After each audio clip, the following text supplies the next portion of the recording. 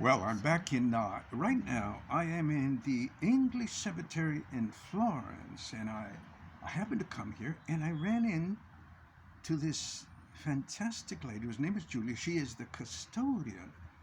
And she's originally from Sussex, and I must say, uh, typical, of cultured English people, she is indeed brilliant, interesting, fascinating, and cultured. And here she is.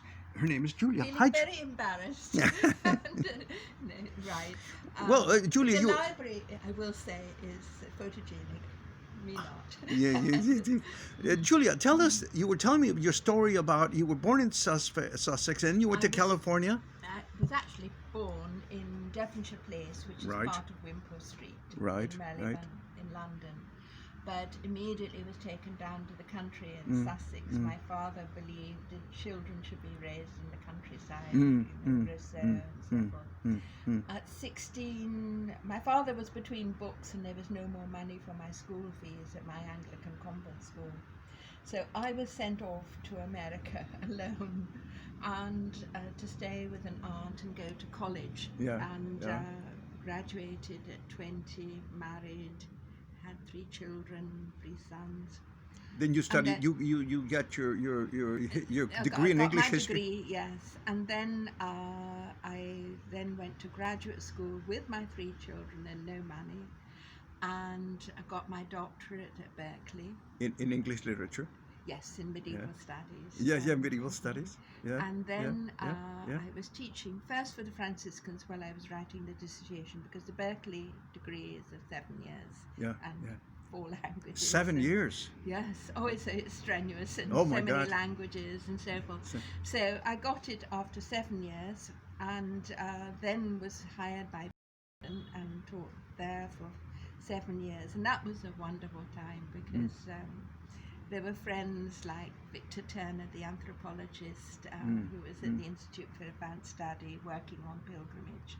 And also I got to teach in Woodrow Wilson School on problems of world hunger, using literary texts like Piers Plowman and Thomas More's Utopia and so forth, to talk about the economics and how literature could be used to So teach. 20 years ago, you came here and took over the management of the English cemetery here That's in right. Florence.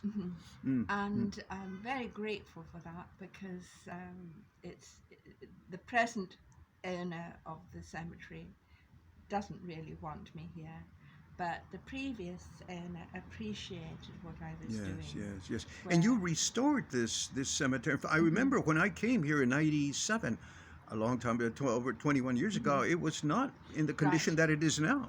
It was like this. Yes. And then my Roma made Yes. And one of the fascinating things about Julia, she got a group of gypsies to help her restore this thing. Now, I must say, one of the things that this illuminated individual surprises me. She's one of the very few people who has something positive to say about the gypsies, the Roma, which tells you a lot about her. So, Julia, and you were telling me about the, not only is Elizabeth Barrett Brown in here, but tell me about some of the other famous people.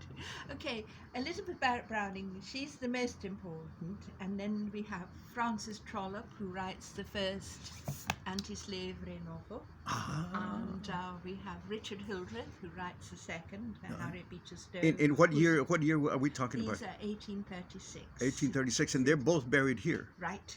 And then Harriet Beecher Stowe will copy them with Uncle Tom's Cabin, which will free the Roma from the slavery they were experiencing for longer than were blacks in Romania. Isn't it interesting? And also we have you would tell me Wordsworth. Walter Savage Landor, whom I love. He's a wonderful poet. Nobody reads him any longer. What's the name of this poet?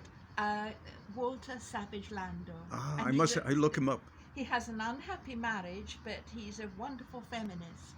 And he writes imaginary conversations such as between Pericles and Aspasia. How beautiful. How beautiful. And you told me the relative of Wordsworth is buried here? Okay, Marion Wordsworth, who's Wordsworth's daughter-in-law, she's buried here. we have relatives of and friends of William Blake and Jane Austen Really? and Sir Walter My Scott God. and so Oh forth. God, my God. We've got Arthur Hugh Clough. We've got it's an amazing place because it's a whole library in marble. Yes, yes.